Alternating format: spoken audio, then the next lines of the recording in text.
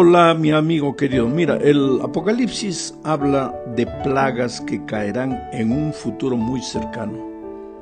Cuando yo era niño, oía hablar de las plagas. Imaginaba a la gente clamando de dolor por causa de las úlceras y las llagas malignas y pestilentes. Los mares y los ríos convertidos en sangre, el sol calentando 7 veces más, en fin, un cuadro pavoroso. Esa noche, después que oí hablar de las plagas, yo casi no podía dormir. Me preguntaba cómo podría Dios hacer eso con los seres humanos. ¿Cómo era posible que un Dios tan bueno le causara tanto sufrimiento a sus hijos? Me llevó años entender que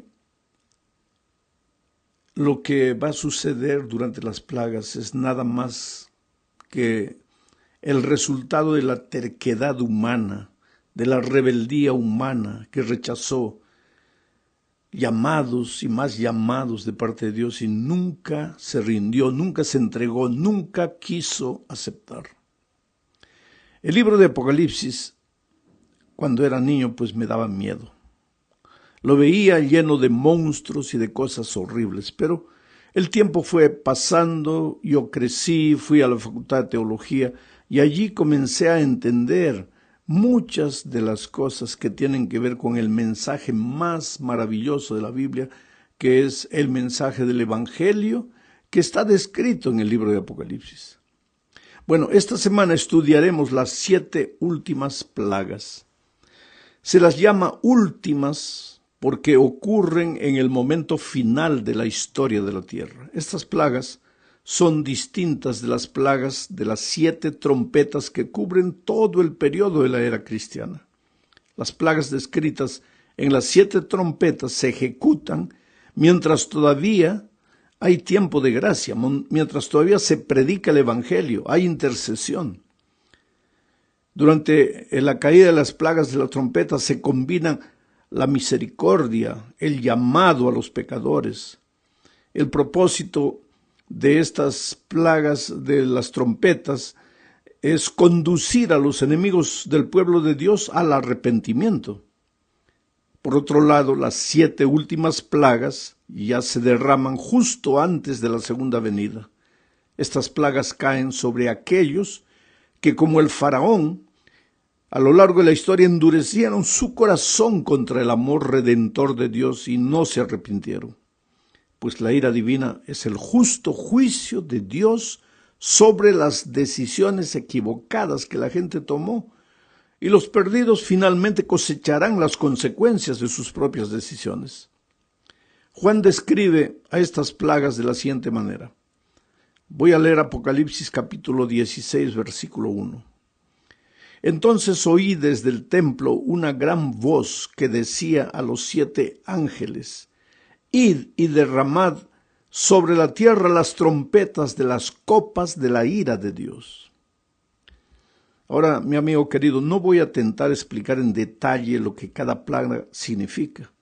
Ese no es el propósito del libro de Apocalipsis. Lo que queda claro es que los hombres rebeldes que se endurecieron contra Dios a pesar de los constantes llamados, pues esos hombres finalmente recibirán las consecuencias de su triste decisión. Apocalipsis describe a las últimas plagas de la siguiente manera. La primera plaga, en el versículo 2, dice: fue el primero y derramó su copa sobre la tierra, y vino una úlcera maligna y pestilente sobre los hombres que tenían la marca de la bestia y que adoraban a su imagen. ¿Quiénes son los que tendrán la marca de la bestia? Aquellos que pues rechazaron la verdad bíblica, no quisieron aceptarla, leyeron lo que estaba escrito en la palabra de Dios, pero dijeron no, entonces ellos serán víctimas de la primera plaga. La segunda plaga, en el versículo 3, está descrito así: el segundo ángel derramó su copa sobre el mar, y éste se convirtió en sangre como de muerte, y murió todo ser viviente que había en el mar. Tercera plaga, versículo 4, dice: el tercer ángel derramó su copa sobre los ríos y sobre las fuentes de las aguas, y se convirtieron en sangre. Cuarta plaga, versículo 8.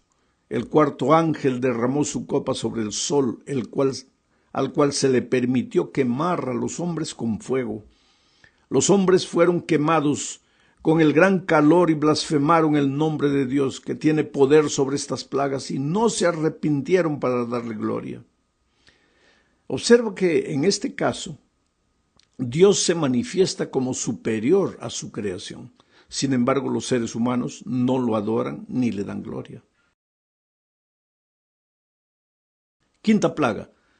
Está descrita en el versículo 10. El quinto ángel derramó su copa sobre el trono de la bestia, y su reino se cubrió de tinieblas. La gente se mordía la lengua por causa del dolor y blasfemaron contra el Dios del cielo por sus dolores y por sus úlceras, y no se arrepintieron de sus obras. Mira que esa expresión se repite una y otra vez. Sufren los hombres como resultado de lo que viene, pero no se arrepienten de sus malas obras. Parece que ellos han llegado al punto del no retorno. Puede suceder lo que suceda, ellos ya no tienen conciencia de que hay un Dios al cual ellos tienen que regresar. La sexta plaga estudiaremos más adelante. La séptima plaga, los versículos 17 al 21 dicen: el séptimo ángel derramó su copa por el aire, y salió una gran voz del santuario del cielo, desde el trono, que decía: ya está hecho. Este ya está hecho es interesante porque ya estamos al fin ya de la historia de este mundo. Ya está hecho. Sigo leyendo. Entonces hubo relámpagos, voces, truenos y un gran temblor de tierra, un terremoto tan grande cual no lo hubo jamás desde que los hombres existen sobre la tierra. La gran ciudad, ¿de qué gran ciudad está hablando aquí? De Babilonia, porque en el contexto se está hablando de Babilonia. La gran ciudad se dividió en 3 partes y las ciudades de las naciones cayeron. La gran Babilonia vino en memoria delante de Dios para darle el cáliz del vino del ardor de su ira. Toda isla huyó y los montes ya no fueron hallados. Del cielo cayó sobre los hombres un enorme granizo como el peso de un talento. Y los hombres blasfemaron contra Dios por la plaga del granizo, porque su plaga fue sumamente grande. Ahora, mi amigo, ¿te puedes imaginar el cataclismo que arrasará este planeta cuando sucedan todas estas cosas?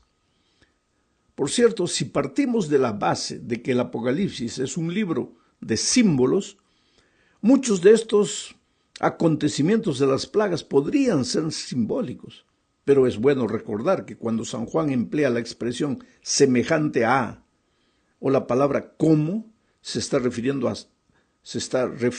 a símbolos. Pero cuando habla de las plagas, no usa esas expresiones semejante a o como. He leído el texto relativo a las plagas tal como está en las Escrituras, porque, como ya dije, mi mayor preocupación no consiste en poner énfasis en las tragedias que se aproximan.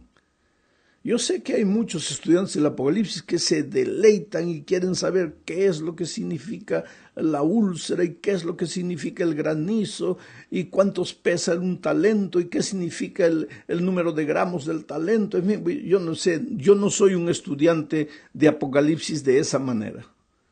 Yo trato de no perder el hilo central del Apocalipsis, que es la revelación del Señor Jesucristo. Por lo tanto, yo no voy a dar énfasis en las tragedias que se aproximan. Pero voy a intentar que medites en la solemnidad de los momentos que estamos viviendo. Las Escrituras están a disposición de quien las quiera consultar, pero yo te pregunto, ¿cuántos leen la Biblia hoy? Los seres humanos de nuestros días no prefieren consultar los horóscopos, los médiums espiritistas, la numerología, las cartas astrales, pero no la Biblia. Pero querido, el tiempo es corto. Dios está esperando hace ya mucho tiempo. Estamos muy cerca de los acontecimientos finales. San Pedro dice que el Señor no retarda su promesa, según algunos la tienen por tardanza, sino que es paciente para con nosotros, no queriendo que ninguno perezca, sino que todos procedan al arrepentimiento. En el capítulo 15 de Apocalipsis, o sea, antes de describir las plagas en el capítulo 16, encontramos al pueblo de Dios victorioso. Es un pueblo fiel, un pueblo obediente a lo que Dios ha escrito en su palabra. Ese pueblo ya ha sido sellado por Dios en el capítulo 15, porque el sellamiento sucede en el capítulo 14. Ahora ese pueblo, el pueblo de Dios, está protegido de las últimas plagas. La descripción de todo eso empieza ya en el capítulo 7. Allí Juan dice: después de esto vi 4 ángeles de pie sobre los 4 ángulos de la tierra, deteniendo los 4 vientos de la tierra, para que no soplara viento alguno sobre la tierra, ni sobre el mar, ni sobre árbol ninguno. Esos vientos son las destrucciones finales que se aproximan. Sigo leyendo. Vi también otro ángel que subía desde donde nace el sol y que tenía el sello del Dios vivo. Clamó a gran voz a los 4 ángeles, a quienes se les había dado el poder de hacer daño a la tierra y al mar, diciendo: no hagáis daño a la tierra, ni al mar, ni a los árboles, hasta que hayamos sellado en sus frentes a los siervos de nuestro Dios. Ahora yo te hago una pregunta: ¿por qué los ángeles no deben darle rienda suelta a la destrucción hasta que los siervos de Dios sean sellados en la frente? Es obvio, el sello de Dios será su protección. Las plagas no tocarán a los sellados. Recuerda que la primera plaga cae sobre los hombres que tenían la marca de la bestia y que adoraban a su imagen, no sobre los que tenían el sello de Dios. En estos días, querido, Dios está llamando a sus hijos, quiere poner su sello en cada ser humano para identificarlo y protegerlo de las plagas en el día cuando la ira de Dios se desatará sobre la tierra. Volvamos ahora a la 6ª plaga, que no la hemos comentado para nada. Apocalipsis 16, 12 al 16 dice a la letra: el 6º ángel derramó su copa sobre el gran río Éufrates. Ahora, aquí no se habla del río Éufrates literal. Recuérdate que estamos en un libro simbólico. Ese río Éufrates debe simbolizar alguna cosa. El 6º ángel derramó su copa sobre el gran río Éufrates y el agua de éste se secó para preparar el camino a los reyes del oriente. Vi salir de la boca del dragón, de la boca de la bestia y de la boca del falso profeta 3 espíritus inmundos semejantes a ranas. Son espíritus de demonios que hacen señales y van a los reyes de la tierra y de todo el mundo para reunirlos para la batalla de aquel gran día del Dios Todopoderoso. Y los reunió en el lugar que en hebreo se llama Armagedón. Ahora, mi amigo querido, el hecho de que en hebreo la palabra Armagedón tenga cierto parecido con monte de Megido, indujo a muchos intérpretes de las Escrituras a concentrar su atención en el Medio Oriente como la posible ubicación de la última batalla de los siglos. Y ahora, si a esto le añadimos que los países de esa región del mundo están constantemente en guerra, pues es fácil creer que allí, en el Medio Oriente, podría desarrollarse una gran batalla literal de proporciones mundiales entre Oriente y Occidente. Pero si no perdemos el hilo del conflicto universal que comenzó en el cielo con la rebelión de Lucifer, descubriremos que la gran batalla del Armagedón no es una guerra literal con implicaciones políticas, sino una guerra espiritual de consecuencias eternas. Hay un enemigo que está tratando de desestabilizar el gobierno divino. Atacó a Dios en los cielos. Perdió la batalla y fue expulsado junto con una tercera parte de los ángeles que consiguió engañar. Después se presentó en el jardín del Edén y engañó a Adán y a Eva. Logró que ellos dudaran del amor de Dios consiguió que las criaturas desviaran la adoración de Dios hacia sí mismas o hacia el propio enemigo y desvirtuó la palabra de Dios. Aparentemente había ganado la victoria, pero no contaba con el plan de salvación según el cual Jesús vendría a este mundo para redimir a los seres humanos, para restaurar en ellos el carácter de Dios que el pecado había desfigurado. El conflicto entre Dios y Lucifer se prolongó a lo largo de los siglos y llegó hasta la iglesia cristiana. El diablo persiguió a la iglesia de Dios por medio de Herodes y de los emperadores romanos, y cuando se convenció de que ese método no daba resultados, cambió de estrategia y comenzó a mezclar las verdades de la Biblia con las tradiciones paganas. De esta manera penetraron en la iglesia cristiana doctrinas que nunca tuvieron fundamento en las Escrituras. Después el enemigo usó esa iglesia ya mezclada de verdad con error. Esa iglesia que en el Apocalipsis es descrita también como Babilonia. El diablo usó esa iglesia contaminada con el virus del paganismo para perseguir a los fieles que se atrevían a adorar al Dios único y verdadero y obedecer su palabra. Esa persecución, de manera así real, vívida, duró 1260 años, la Edad Media prácticamente, al final de los cuales la estrategia del enemigo cambió de nuevo. Esta vez suscitó el racionalismo ateo con la intención de hacer desaparecer toda forma de religión. Como consecuencia de esto surgió la teoría de la evolución como posible explicación del origen de la vida. El diablo trató de destruir la Biblia ordenando quemar miles de ejemplares de ella en las plazas públicas y condenando a muerte a todos los que la estudiaban. Pero el enemigo no contó con el hecho de que durante la persecución el verdadero pueblo de Dios, el verdadero pueblo de Dios siempre se fortalece. En nuestros días, el enemigo está aplicando una estrategia que posiblemente sea la que más resultados le dé: el secularismo. Quiere decir, un cristianismo vestido de mundanalidad, la nueva era, el espiritismo y el cristianismo no comprometido. Dios dejó de ser el Dios personal para transformarse en una mera energía, una linda canción o un adhesivo que se coloca en la ventanilla trasera del auto. Pero para muchos no es Dios el Dios soberano, creador del cielo y de la tierra, que merece adoración y obediencia. Los hombres afirman que creen en Dios, pero no se comprometen con Él. Viven como si Dios no existiera. Formulan sus propias reglas y establecen su propio código de conducta moral, pero se llaman cristianos. Querido, la gran batalla del Armagedón no tiene nada que ver con algún conflicto político entre Oriente y Occidente por causa del petróleo de esa región. El Armagedón es la última batalla entre el bien y el mal, y se está librando en este momento en el corazón de cada ser humano. Nadie puede permanecer en terreno neutral. Estás de un lado o del otro. Esta batalla no es con cañones ni bombas, es una batalla de ideas. Dios reclama para sí la adoración y la obediencia, y el enemigo exige que la obediencia y la adoración le pertenecen a Él. Entonces, si el enemigo no puede lograr que los hombres lo adoren a Él, dirige la adoración y la obediencia a cualquier cosa, a cualquier criatura u objeto, menos a Dios.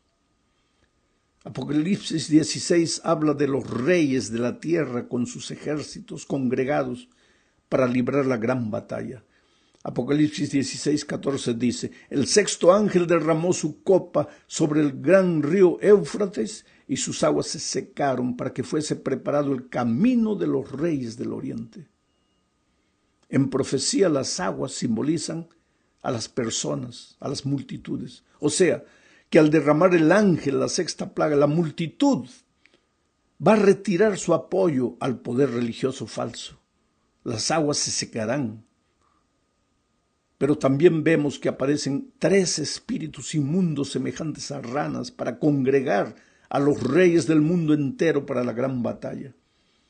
¿Qué clase de reunión es esta? ¿De qué manera está congregando el enemigo sus ejércitos para la batalla final?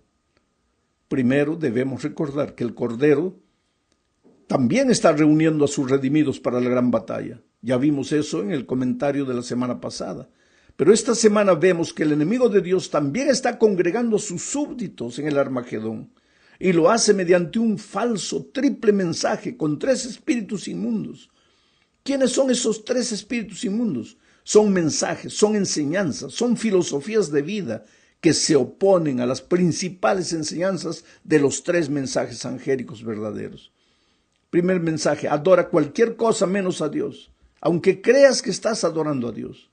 Segundo mensaje: las almas no mueren, son inmortales, son eternas, se reencarnan y siguen viviendo como espíritus incorpóreos. Ese es el segundo mensaje inmundo. Y tercero: no obedezcas la palabra de Dios, no le des importancia a sus mandamientos, porque todo eso ya acabó cuando Cristo murió. Este es el cuadro general. El mundo se está preparando para el fin del gran conflicto universal. El mal terminará definitivamente, pero antes de que todo termine, el diablo hará lo imposible para arruinar la mayor cantidad de vidas. Y para ello empleará sus herramientas favoritas: el engaño, el disfraz, la seducción. Y cuando eso no le dé resultados, pues la persecución. Por eso hoy más que nunca el pueblo de Dios tiene que estar advertido. El pueblo de Dios tiene que volver los ojos a la palabra de Dios. Tenemos que revisar nuestra conducta cristiana. ¿Hasta qué punto soy cristiano de verdad o soy cristiano nominal? Que Dios nos bendiga en esta meditación personal que cada uno tiene que hacer.